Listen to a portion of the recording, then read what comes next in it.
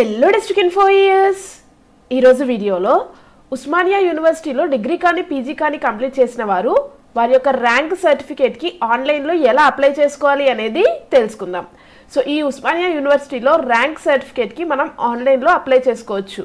So అది ఎలాగా అనేది ఈ వీడియోలో మనం తెలుసుకుందాం.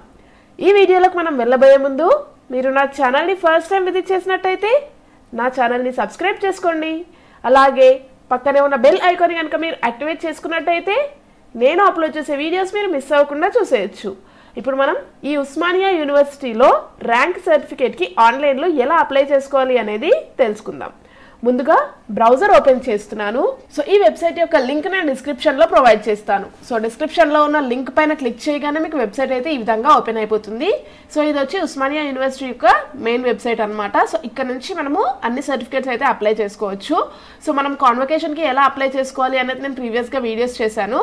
అలాగే మైగ్రేషన్ సర్టిఫికేట్కి కూడా ఎలా అప్లై చేసుకోవాలి అనేది నేను ప్రీవియస్గా వీడియో చేశాను. సో ఆ వీడియోస్ లింక్స్ అన్ని డిస్క్రిప్షన్లో ఉంటాయి. సో ఇప్పుడైతే మనము ఈ ర్యాంక్ సర్టిఫికేట్కి ఎలా అప్లై చేసుకోవాలి అనేది తెలుసుకుందాం.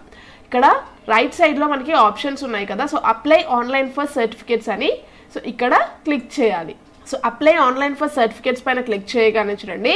సో నెక్స్ట్ ఇంటర్ఫేస్ మనకి ఈ విధంగా వచ్చేసింది. సో ఇక్కడ మనకి సో లాగిన్ అయితే అడుగుతుంది కదా. సో మనం ఇక్కడ రిజిస్ట్రేషన్ అయితే కంప్లీట్ చేసుకోవాలి. సో ఈ న్యూ రిజిస్ట్రేషన్ మనం ఎలా చేసుకోవాలి అనేది నేను ప్రీవియస్గా వీడియో చేశాను. సో ఆ వీడియో లింక్ కూడా డిస్క్రిప్షన్లో ఉంటుంది. సో మీరు రిజిస్ట్రేషన్ కంప్లీట్ చేసుకున్న తర్వాత మీ యొక్క మొబైల్ నెంబర్ కానీ ఈమెయిల్ ఐడి ఇక్కడ ఎంటర్ చేసి పాస్వర్డ్ ఇక్కడ ఎంటర్ చేసి లాగిన్ అయిపోవాలి. సో నేనైతే ఇక్కడ లాగిన్ అయిపోతాను. సో చూడండి, లాగిన్ అయిపోగానే మన యొక్క డాష్ బోర్డ్ అయితే ఈ విధంగా వచ్చేస్తుంది. సో మనకి ఇక్కడ ఎగ్జామినేషన్ బ్రాంచ్ ఆన్లైన్ సర్వీసెస్ అని చెప్పేసి వచ్చేసింది కదా. సో ఇక్కడ మనము ర్యాంక్ సర్టిఫికేట్కి అప్లై చేసుకోవడానికి సో ఇక్కడ అప్లై ఫర్ సర్టిఫికేట్స్ అని ఉంది కదా. సో ఇక్కడ క్లిక్ చేయాలి. సో అప్లై ఫర్ సర్టిఫికేట్స్ పైన క్లిక్ చేయగానే చూడండి. సో మనకి లిస్ట్ ఆఫ్ సర్టిఫికేట్స్ అని చెప్పేసి లెఫ్ట్ సైడ్లో ఆప్షన్స్ ఉన్నాయి కదా. సో ఇక్కడ మనము సో 12th వన్ చూడండి, ర్యాంక్ సర్టిఫికేట్ అని ఉంది కదా. సో ఇక్కడ క్లిక్ చేయాలి. సో ర్యాంక్ సర్టిఫికేట్ పైన క్లిక్ చేయగానే చూడండి. So apply for rank certificate అని చెప్పేసి మనకి ఇక్కడ డిక్లరేషన్ అండ్ నోట్ పాయింట్స్ అలాగే సెల్ఫ్ డిక్లరేషన్ లెటర్ అయితే మనకి ఇక్కడ ప్రొవైడ్ చేయడం జరిగింది. సో మనము ఈ డీటెయిల్స్ అన్నీ అయితే చదువుకోవాలి. సో డీటెయిల్స్ అన్నీ చదివిన తర్వాత ఇక్కడ ఐ అగ్రీ అని చెప్పేసి ఒక బటన్ ఉంది కదా. సో ఇక్కడ క్లిక్ చేసి కంటిన్యూ పైన క్లిక్ చేయాలి. సో కంటిన్యూ పైన క్లిక్ చేయగానే చూడండి. So applying for rank are merit certificate అని చెప్పేసి వచ్చింది కదా. సో ఇక్కడ మన యొక్క హాల్ టికెట్ నెంబర్ ఎంటర్ చేయాలి. అలాగే సెకండ్ టైం కూడా మన హాల్ టికెట్ నెంబర్ ఎంటర్ చేసి నెక్స్ట్ పైన క్లిక్ చేయాలి. సో మన యొక్క హాల్ టికెట్ నెంబర్ ఎంటర్ చేయగానే చూడండి. సో కన్ఫర్మ్ ద ఇన్ఫర్మేషన్ అని చెప్పేసి మన యొక్క hall ticket number, name, father name, అలాగే జెండర్, కోర్స్ ఏది, సబ్ కోర్స్ ఏది, అలాగే మీడియం ఏంటి అండ్ ఇయర్ ఆఫ్ పాస్ ఏది అనేది మనకి ఇక్కడ వచ్చేసింది కదా. సో ఇక్కడ ఒకవేళ మీ నేమ్ రాకపోతే so my name not listed అని చెప్పేసి ఇక్కడ క్లిక్ చేయొచ్చు. లేదు అనుకుంటే సో ఇక్కడ మీ నేమ్ వచ్చేస్తే ఇక్కడ సెలెక్ట్ చేసేసుకొని కంటిన్యూ పైన క్లిక్ చేయాలి. సో కంటిన్యూ పైన క్లిక్ చేయగానే చూడండి. సో నెక్స్ట్ మనకి మన యొక్క డీటెయిల్స్ అయితే ఇక్కడ వచ్చేసాయి కదా. సో రిమైనింగ్ డీటెయిల్స్ అయితే మనం ఇక్కడ మెన్షన్ చేయాలి. సో మన యొక్క మదర్ నేమ్ ఏంటి, అలాగే డేట్ ఆఫ్ బర్త్ ఏంటి, నేషనాలిటీ ఏంటి అనేది మనం ఇక్కడ సెలెక్ట్ చేసుకొని నెక్స్ట్ పైన క్లిక్ చేయాలి. సో రిమైనింగ్ డీటెయిల్స్ అయితే మనకి ఆటోమేటిక్గా మన సర్టిఫికేట్స్ ప్రకారం వచ్చేస్తాయి. సో చూడండి, మన యొక్క రిమైనింగ్ డీటెయిల్స్ ఎంటర్ చేసి నెక్స్ట్ పైన క్లిక్ చేయగానే so application for rank are merit certificate అని చెప్పేసి సో మనకి ఇక్కడ 4 పాయింట్స్ అయితే ఇక్కడ ప్రొవైడ్ చేయడం జరిగింది. సో ఈ 4 పాయింట్స్ అయితే మనం క్లియర్గా చదువుకోవాలన్నమాట. సో ఫస్ట్ అయితే if applicant belongs to autonomous college consolidate memo should be enclosed duly certified by concern principal with office seal. So autonomous college అయితే కన్సాలిడేటెడ్ మెమో అయితే మనం ఇక్కడ సర్టిఫై చేసుకొని మనం ఆఫీస్ సీల్తో పాటు మనం ఇక్కడ అప్లోడ్ చేయాల్సి ఉంటుంది.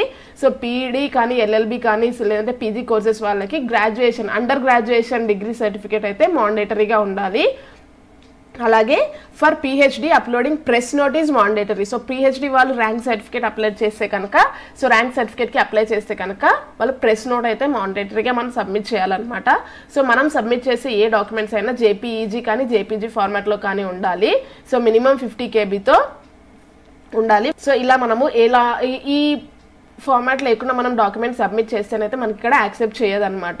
సో నెక్స్ట్ మనము ఇక్కడ మీరు కూడా 4 పాయింట్స్ అనేది క్లియర్గా చదువుకొని సో ఇక్కడ డిగ్రీకి నేనైతే డిగ్రీకి అప్లై చేస్తున్నాను కాబట్టి consolidated memo are convocation certificate మనం ఇక్కడ అప్లోడ్ చేయొచ్చు. అలాగే ప్రిన్సిపల్ రికమెండేషన్ లెటర్ కూడా మనం ఇక్కడ అప్లోడ్ చేయాలి.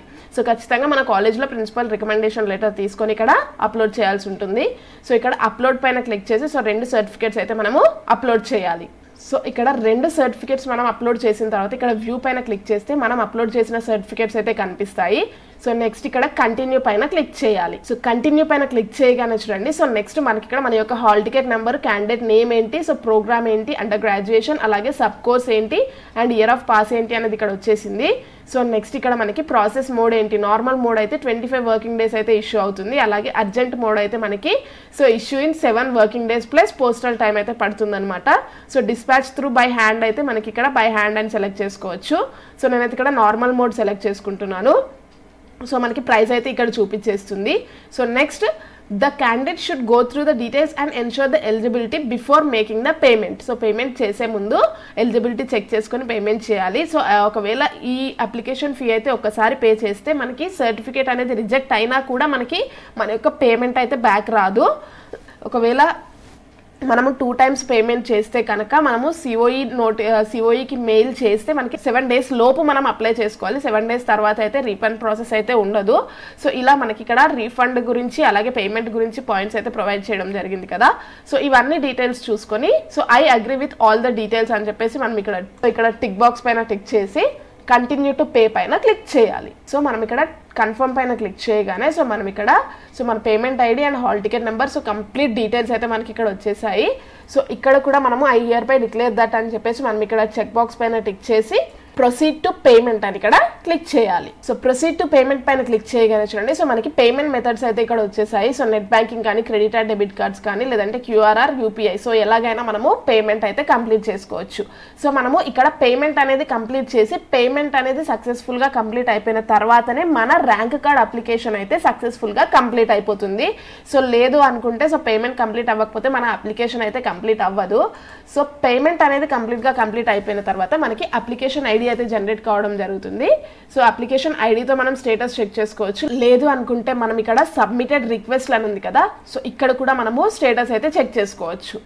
సో ఈ విధంగా డిగ్రీ కానీ పీజీ కానీ కంప్లీట్ చేసిన వారు ఉస్మానియా యూనివర్సిటీలో వాళ్ళ యొక్క ర్యాంక్ ఆర్ మెరిట్ సర్టిఫికేట్ కోసం ఆన్లైన్లో అప్లై చేసుకోవచ్చు. అలాగే మీరు కాన్వొకేషన్ సర్టిఫికేట్ కానీ మైగ్రేషన్ సర్టిఫికేట్కి కానీ అప్లై చేసుకోవాలి అనుకుంటే సో ఎలా అప్లై చేసుకోవాలి అనే వీడియోస్ అయితే డిస్క్రిప్షన్లో ఉంటాయి. సో అవి అప్లై చేసుకోవాలనుకున్నా కూడా మీరు అప్లై చేసేసుకోవచ్చు. సో ఇది వ్యూయర్స్ ఇవాల్టి వీడియో. ఈ వీడియో కనుక మీకు నచ్చినట్లయితే లైక్ చేయండి మరియు షేర్ చేయండి. మరిన్ని లేటెస్ట్ వీడియోస్ కోసం నా ఛానల్ని మాత్రం సబ్స్క్రైబ్ చేసుకోవడం మర్చిపోకండి. Thank you viewers.